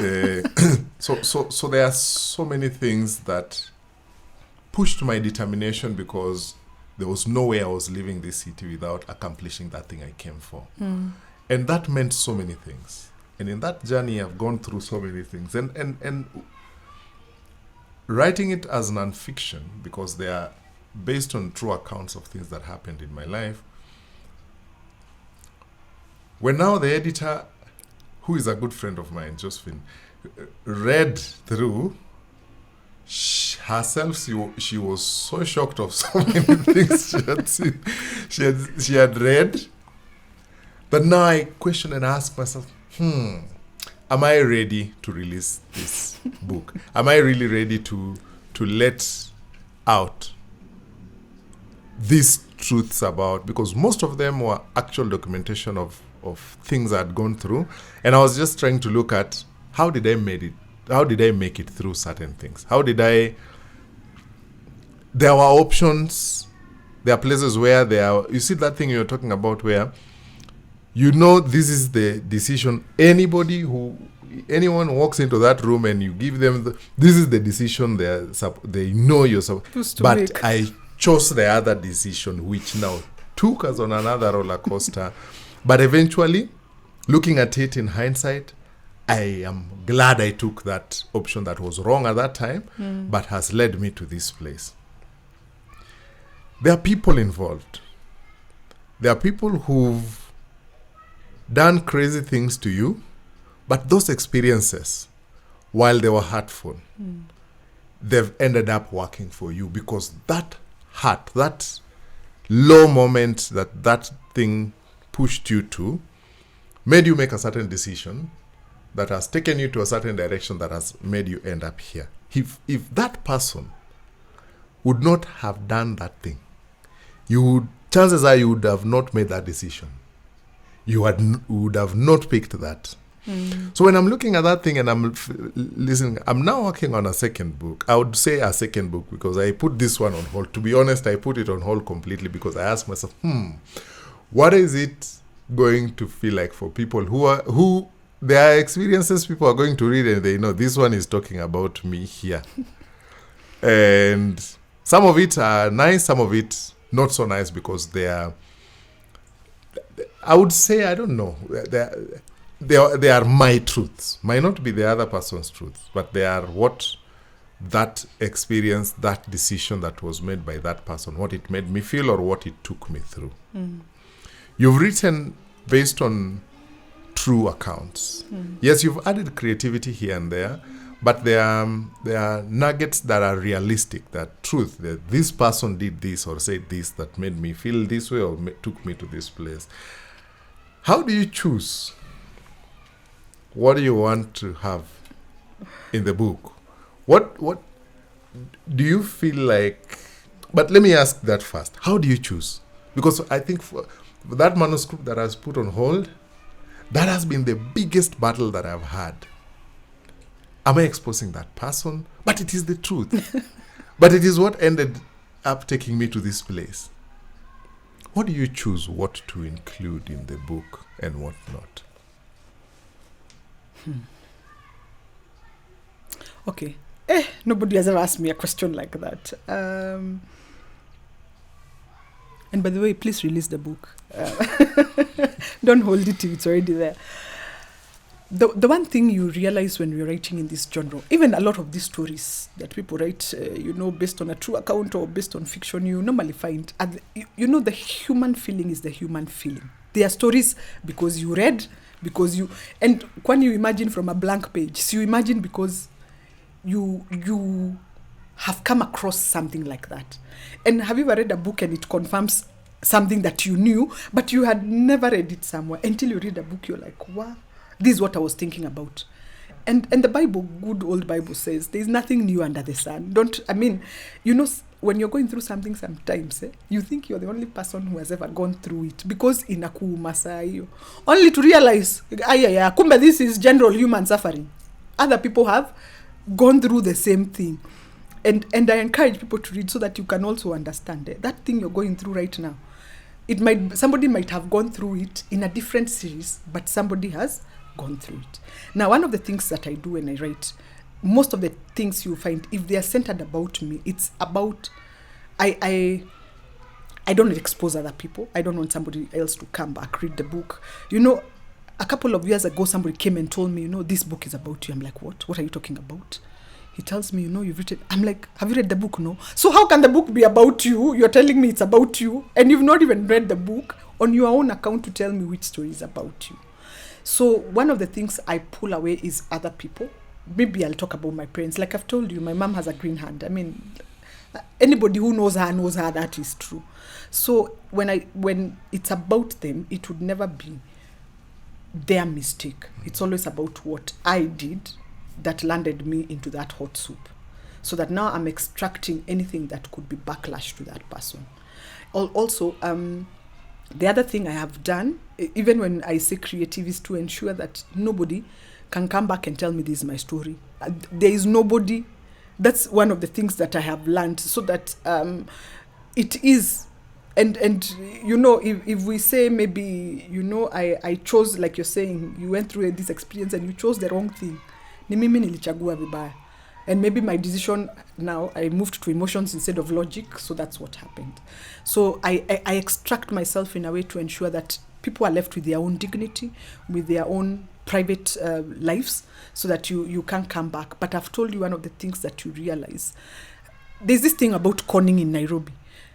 Sisi wale wakukuja huku, sisi wote tumekoniwa in one form or another. Somebody sold you a phone, that's not okay. Somebody alikuzia shamba mbaya, alikuzia mawe haijafika, sijui curtains zilikatwa vibaya isili.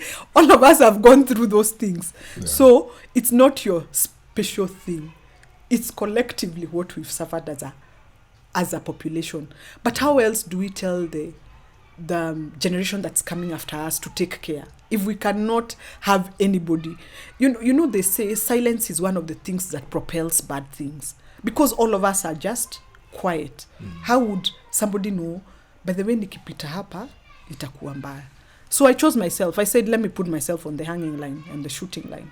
I'll be that person who will take the bullet, so that young girls who read books can say, by the way, if I do this will be the outcome because she has told us. And a lot of teenage girls, surprisingly, my own daughter has not read my books, but I have teenage girls who are my friends' children and other ones who have read them. And some of them come and ask me, in this story you have said, why did you do this? I tell them I did this because maybe I didn't have enough information. So she tells me, if I do this, this won't happen to me. And I tell her, yeah. Where would she have found out if she didn't read the book? And I have also drawn a lot of inspiration from all these books and other books that I have read also from people and their experiences here and there. If you look at, I think it's Chinua Achebe who has written The Trouble with Nigeria, which also resonates with Kenya. All of us are waiting a ship laden with goods to come dock at our port, and all good things come through. We think we collectively do not have something to put in to make our lives better. We are waiting for somebody. We waited for colonialists, they came, see what they did for us. We waited for Sidhu. Who is the savior? The savior is us. There is no savior coming to save us. But so you learn those things, and experience there, you bring them together. But I am, even if it's about myself, I try as much as possible to ensure that I protect everybody, including myself. Like I've said, even me, there are things that you think I have put them all out there, but the ones I've put there is the ones you, obviously, I mean, there are even government records that show this happened. Yeah. You write, and you've also read extensively. Have you ever come across a book written and you feel like, this is so me, like somebody has written in your style, in your way, that you would almost feel like this is so me?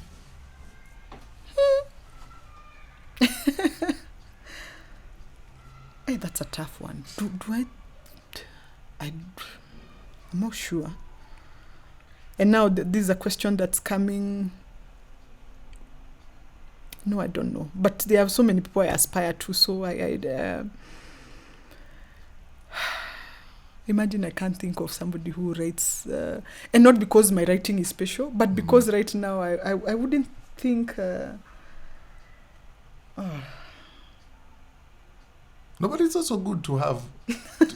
If your writing is special and there's nothing about it, and that is what creativity is all about. And I think there's nothing that is completely wrong about it. But now when I look at your shelf and I look at some of the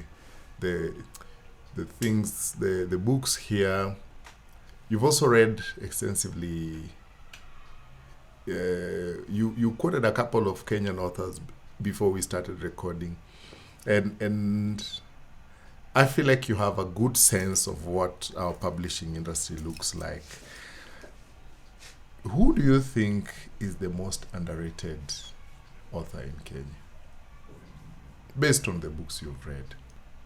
And this I bring to the question, there's a conversation we had where you would mention that we see almost the same people in this book fair and that book experience and that book reading.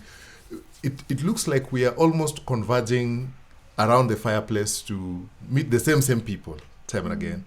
But maybe there is somebody out there who, in your own thinking and in your own reading, you feel like this is an author people ought to have discovered. Wow. Okay.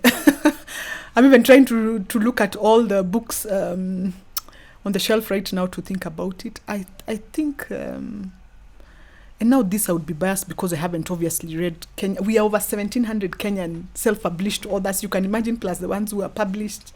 Goodness, that's quite a wide range. I think Mwangi Geshero is not underrated, but I think The Mixers, this is a book I recommend to most people. As in, if you're starting your journey of reading, I think this book is so hilarious, and it gives such a hilarious account of when colonization started.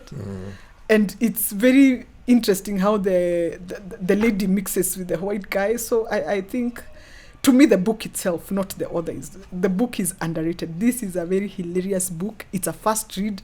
It's quite simple for anybody to read. I think it's something many of us would read. I also like light reading, so that we are not so boxed up in, because despite the light reading, it gives you a good concept of how colonization went through. And to just understand how this family matched.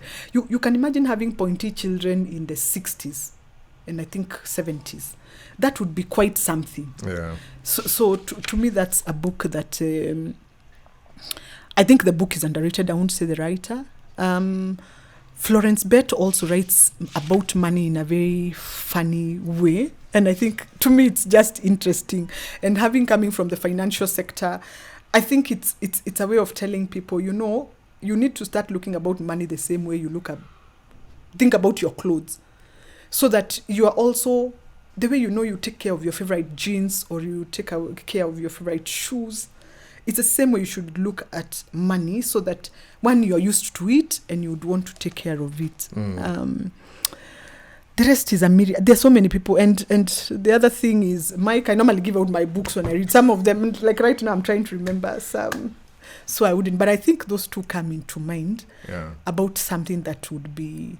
And I've said the authors are probably not underrated, but the books themselves is something we should read much more of. Yeah. Are you pen and paper or laptop? I write in the morning. Excuse me, but not the stories for the books. The stories for the books, I type them. But I normally write down my thoughts. In the morning, I'll write, and I'll try even in the evening. Yeah. Of all the books you've read, which character or author would you want to sit down and have coffee with? Oh my goodness. There are many. Can I choose two so that one is African and one is... Yes. I'd like Maeve Mbichi. Just her thought process. Maze, this woman writes a story. It captures you and takes you to... You can actually even taste the tea. You know, the way she describes things. And I like her because she also writes family-oriented stories in that genre. So I'd like to have tea with her. I think she's now passed on, and I think she had been writing for over 50 years by the time she was passing on. I would have liked to have tea with her. The other one is Jennifer Makumbi, obviously. This Keen to did a good one on me. I think... I've not read Manchester Happened. I think she's also the author, but I've read First Woman. She writes in a way that captures the essence of being a Ugandan when she talks about plantains and you know the way they put their peanuts. I think that's. I'd also like to have tea with her. Yeah. Yeah. I know you mentioned this earlier, but now to get the book record, and this is a question I'd planned to ask you. I remember you mentioned, but I can't remember the book you mentioned. Which is the last book that made you cry? You've spoken about your sobbing encounter. Right, recently, what made me cry? Let me see. And I realized, by the way, even as I think about the book, sometimes you don't cry because the book is sad. You cry because you're in a sad moment while reading the book. So it has nothing to do with... But which book did I cry? Let me see. Did I cry recently about a book? Okay, I can't remember reading a sad book recently that made me cry. But I told you about that Sisters Pact by Judy Pickles. That one made me cry. No, right now, recently I haven't read a sad book. Yeah. Or maybe I've not been in a sad place. It could be either. No, it's all right. But which one made you laugh? The book called there's a book written by Lagos. What do you call that book? All the men in Lagos are mad. That book is very hilarious. I think it was quite something. It was quite funny. The way he describes Lagos, but the way he describes it almost the way Nairobi is. You know those things, and he says, in Lagos, if a man comes back in the evening with a shirt that was white and it's still white in the evening, that guy was not in Lagos. And yani, to me, it was so hilarious because think about it. Okay, what is it that he removed the shirt, or what happened for him to have come back with a white shirt? But it's humorous, really. It has a humor to it. Yeah. How would you now, looking at yourself, how would you now describe what we're looking at? You know, when you're seated there, even me, I'm trying to look at it and I'm like, wow, Nyambura yenyewe, this is one hell of a storm of books because...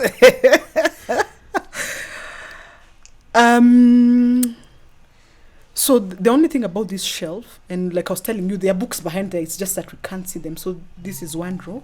I've put the Kenyan books here because I'm a Kenyan writer. I mean, to me, it makes sense. Then African. I have Gabriel Garcia here. I like his stories. There are some, especially when he writes short stories.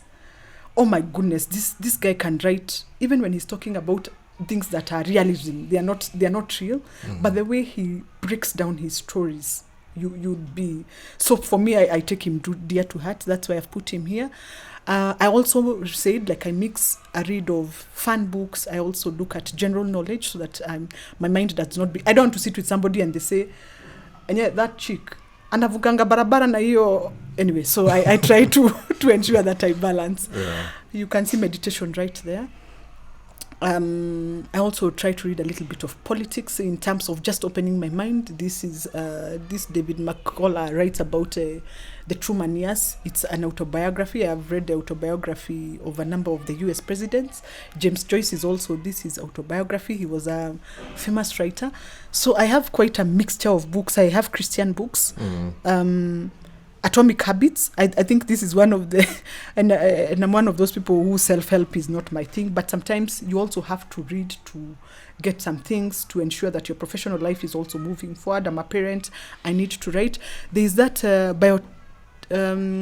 bioethics of medical advancement. It's a book I read, and it's pretty scientific, but it's a very interesting book if you read about it. Bioethics of medical advancements and genetics manipulation. And it's set here in Kenya. You can see it's been written by Justice Lenaola and Marion. Who is that?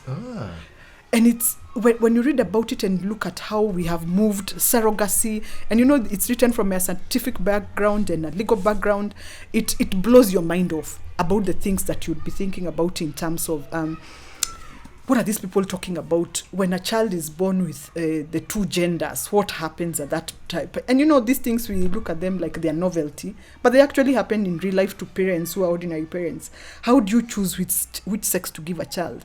And if you choose maybe female and then they turn 18 and they want to be male, what are the legal issues? These people, they had a female name for 18 years. Now you want to become a man. Do we change your name? Do we change your hairstyle? I mean, it's that thing puts in your mind. I don't know whether you have been following a story of a guy in Denmark who was a sperm donor to, I think, 1,400. Was it even 1,400 or 14,000 children? A big, crazy amount of number. I mean, if you're seated here, Mike, and you have 14, let's just say 1,400 siblings. Yeah. How does that play in your mind? The same thing. A doctor did that a while back.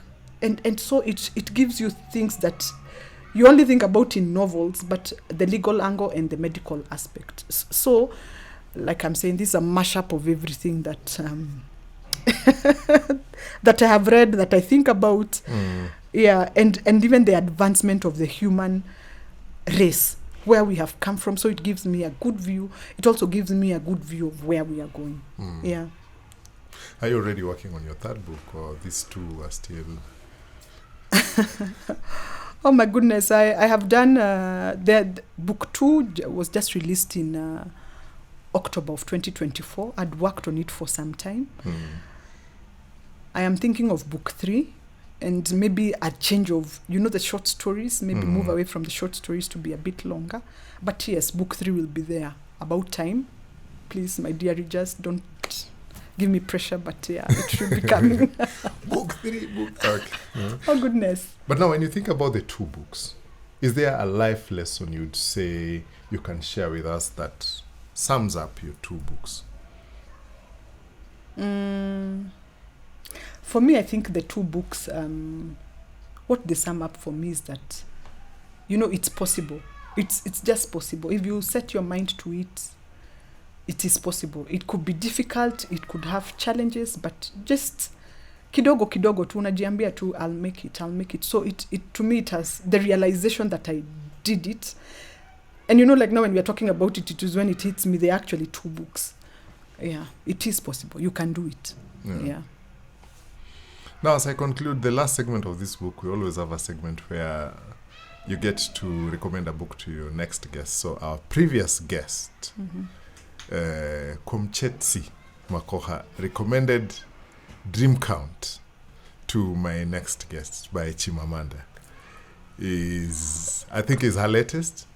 Yeah, I think the book is about a month or so old. Yes. First, I've been interviewed after kwa Chetsi Makoha. I think he has been writing good commentary for very many years. I think good job to him.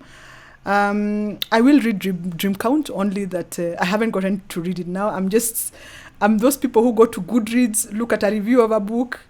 I'm like, this is the way these people looked at it. And so I have just been following it up. I plan to read it later in the year. What thoughts does it bring to you? Maybe having heard about it, and maybe people are saying that Chimamanda has become different. Others say, oh, she's now heavily influenced by being in America for too long.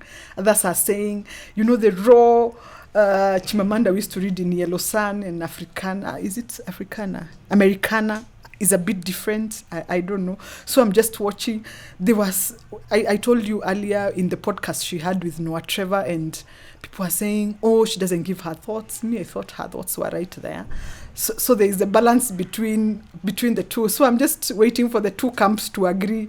Quite a number of Kenyans have read the books and given their thoughts on what they think.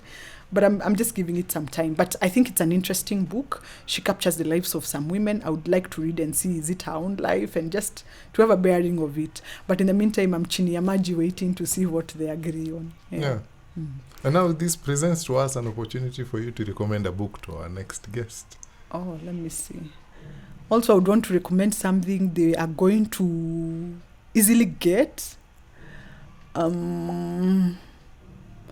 would want to recommend to them to read Kintu by Jennifer Makumbi. And the reason I give Kintu is that it gives you a sighting of the history of Uganda from where it started to date. The book is a bit big, but it's very interesting. So that generally will give you of, I think the guy had 2 wives at that point in time, and how the generation continues, what happens in homes, twins. There's a lot of twins there, naming of Ugandan culture. I think it brings it all the way to modern life. So I think that's something I would recommend. All right. Yeah. Thank you so much. I think the Nyabos will call it Chintu.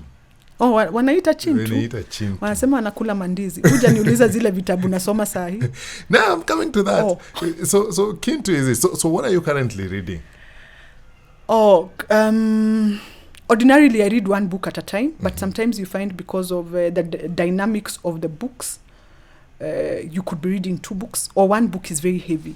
And even as we speak about it, I think I normally recommend that book reading should not be like, those things like your Chapwada Kiboko, you must read. It must be something that brings you joy, knowledge. So what I do is balance. And by the way, I'm not afraid. If a book just doesn't like my personality and my personality does not like it, we say, did not finish, kwaheri, see you some other time. It was nice to meet you and I let it go. Because sometimes you can insist. There's a book by Carol Oates I was reading earlier in the year, and that woman is a brilliant writer. But that book had brokenness and domestic abuse to the level I thought, hey, she's pushed this narrative too far. I mean, you're at page 100 plus, and it's going downhill. I was like, cheers, Carol. We'll meet in another book. So, what am I currently reading? Currently, I'm reading. These are my current reads. You're reading 3 at a go. Let me just be clear. So I'm reading, this is Charles Dickens, Bleak House. And this book, as you can see, is about, let me just be sure. I think it has about 1,020 pages. The other 20 or so pages is the reviews on it. The reason I'm reading this book, amongst others, is because of the size. You find that this book is, if you put it in your handbag, it becomes like another extra 2 or 3 kilograms. You can walk it around with it. And I like having a book in my handbag so that wherever I'm seated or waiting for somebody or whatever is happening, then I can read. Now, there are 2 ways of reading this. If I had another bigger book and I felt it, I normally split the book into 4 so that after I'm done reading, then I can stick it back together. But now this one is a bit too big, and I figured if I split it, it won't work. It's about the legal law. It's about a family in London. You know that kind of Charles Dickens stories when he writes about London in the early 1800s, is it, or 1900s? It's still in the same form of a family. And it's a long story. So you just go along with it. The second book I'm reading is The Practice and Theory of Education. I'm really interested in the human brain, about how people learn. People don't learn the same way, all of them. And the reason I like reading this is to understand myself, my child, the people who I serve in the job that I do in the non-financial space. How do these people learn? What makes learning interesting? How can, when I'm doing my training modules, how do I make them more interesting? It's just to understand that kind of learning. But then this book was written and I think published in 1930. So if you look at the way learning was done then for children now is a bit different now because we've developed from where we are. Of course, now there is more information, there is more knowledge and stuff like that. But it also gives me insight about training, how people learn, education in itself. And for even myself as a trainer is what brings it forward. So that you take care of people who are visual learners, you know, auditory kind of learners, people who do both and things like those. It's a very interesting one. And it's quite not a recent one. No, it's a very old book. It's a very old book. It's a very old book. And even the concept it brings about, it's just that the human learning in terms of like your 5 senses would be the same. Of course, there are things that have developed. I went somewhere and somebody said, now we have 6 common sense, not just 5. And the 6th one is common sense. Do you get that? We have 5 common sense. That's what we used to say. Yeah. But those teachers, and they were quite old teachers, so told me it's actually 6. The 6th one is common sense so that you use it. And then this is the last book. Hey, wacha nikwambie, hiki kitabu kimeandikwa na Kiswahili, kinaitwa Mwakilishi wa watu by Chinua Achebe. A man of the people. It's a translation in Kiswahili. Let me tell you, if you're watching this podcast, try reading a Kiswahili novel or book. And it's totally different from when you are reading it as a school text. Because you learn, because we speak so much English, you read, it's like a translation. Unakisoma kitabu kwa Kiswahili, alafu una translate backwards to English, then you understand. So who a man of the people, you need to remember he's the one. Oh my goodness. But it's something I have promised myself. It's what I'm doing for the Kenya Readathon for this month, so I'm going to read it to the end. I know it's written by Chinua Achebe, but because it's been translated to Kiswahili, to me it's just a Kenyan book. Yeah. And it's sold by the East African publishers, EAP. So it's what I'm reading, and it's quite something. I did A Man of the People as a set book in high school. Oh. I'm just curiously asking myself, now, the guy was called Chief the Honorable M.A. Nganga. Wamemuita aje kwa Kiswahili? Wanamuita mkuu something M.A. Nganga. It's quite, oh my goodness. And it also slows your reading because you know it's like you're reading like a child. Walienda hapo kuongea. You know that's the way you're reading it because it's not something you're used to. It wouldn't be like these other books. Yeah. But now what do you think this has left you thinking about Swahili books? I think about we need to speak more Swahili as a people. Tumezoea na kuna kipindi ingine ulikuwa umefanya ukasema utaenda kutafiti kwa nini watu wale wametoka Lakeside hawaongeangi Kiswahili. Ulipata ajibu? Wengine waliniambia ndugu wala bin wala alichukua Kiswahili. All the Swahili they knew. Wala bin wala spoke all the Swahili, all the Luos knew. So anyway, Kiswahili as a language, we need first of all to allow ourselves kuongea ile Kiswahili cha kawaida tu. Si lazima niongee ni kama nimetoka huko coast ili mu appreciate Kiswahili changu. So I think we should allow ourselves. And one of the things that I love from that podcast is the way people are saying, you know, people will laugh. So hata saa hii ukisikiza vile naongea unataka kucheka, unasema unajua vile anaongea ni ametoka huko, ametoka. So we should allow ourselves to speak that Kiswahili so that even as a language it doesn't get lost. Because you find slowly by slowly Kiswahili, no more Kiswahili. And that's why I'm saying even this book, I'm struggling to read it because it's like I'm translating everything backwards to English to understand it. But tungeendelea kusoma, so you tell yourself in a whole year, at least read 1 Kiswahili book. Then you move to 2 the following year, then 3. Then you'll find all of us can now speak comprehensively in Kiswahili. Na kuna Kiswahili cha vitabu, na kuna Kiswahili kile cha mitaani, ama watu wanaita the street. Zinatofautiana kidogo. Lakini ukiangalia kwanza kizazi hiki kipya wanaoitwa Generation Alpha, wengi wao hata hawana grasp lugha ya Kiswahili. Na kwa kuwa na kusema ukweli ni tunafaa kuwa napenda kufuatilia sana Wala bin Wala kwa sababu anazungumza Kiswahili, anafanya Kiswahili kinakaa rahisi, kitamu. Ukimsikiza, mimi namsikiza Wala bin Wala, namsikiza karibu naweza msikiza kipindi chake chote.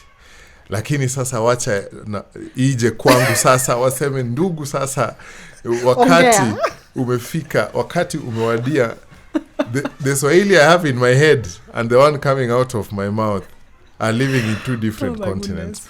But I think and I want to push myself to ensure that kutoka sasa hivi hadi tamati mwa kipindi nazungumza lugha ya Kiswahili. Wacha niseme kuwa nitajaribu niwe na uzoefu wa kuzungumza lugha ya Kiswahili, na angalau kila siku niwe na nafasi ya kuzungumza lugha ya Kiswahili. Na kwa wageni wangu wote ambao ni wa Kenya, kutakuwa na swali moja ambao nitakuwa nawauliza kwa lugha ya Kiswahili, na nitakuwa natarajia kuwa watanijibu pia kwa lugha ya Kiswahili. Nina watazamaji pengine wengine wadogo.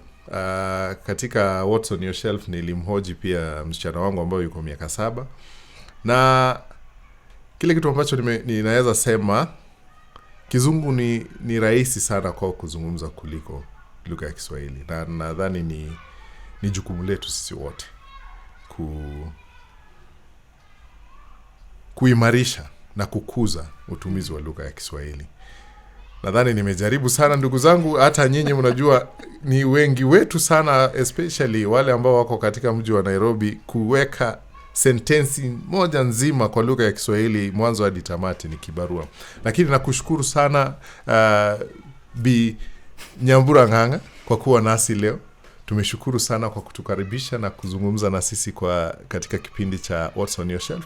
Pengine nikichukua wazo lako la mwisho kwa yule ambaye anakutazama na kwa yule ambaye atatafuta vitabu vyako, ni nini wazo lako la mwisho ambao unaweza kumpa mtazamaji na msikilizaji wetu? Asante sana Mike. Tukikuja kwa tamati ya hii conversation, tumesema tutajaribu. But nonetheless, I would want to encourage us. Sana kwa hao Generation Alpha tunaongelelea.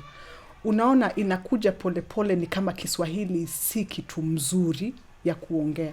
Lakini unapata ni lugha yetu. Watu wengine wameshikilia lugha zao because lugha ndio hufanya. There are some things I cannot tell you from my mother tongue. If I translate that thing from my mother tongue, which I speak, to English, the context is lost. But if I say it in my mother tongue, it's the same. It's the same thing with Kiswahili. Kuna kitu nitasema kwa Kiswahili ambacho kitafanya wewe ujue ni nini maana ya hiyo kitu ninasema. Lakini ukibadilisha inapotea. So nawahimiza pia vile tumehimizwa, jaribu kuongea Kiswahili hata kama ni sentensi 2 kila siku. Ile tu tunaendeleza hii lugha tusiipoteze. Hata kama hatuongei kama Wala bin Wala ama kama Ken Walibora, lakini tujaribu vile tunaweza endeleza lugha yangu. Mimi nataka kuambia asanteni sana kwa kukuja kwangu, and for looking at my shelves today, like we said, it's a concussion of many things, of many books from across the sea, from India, from anywhere you can think about.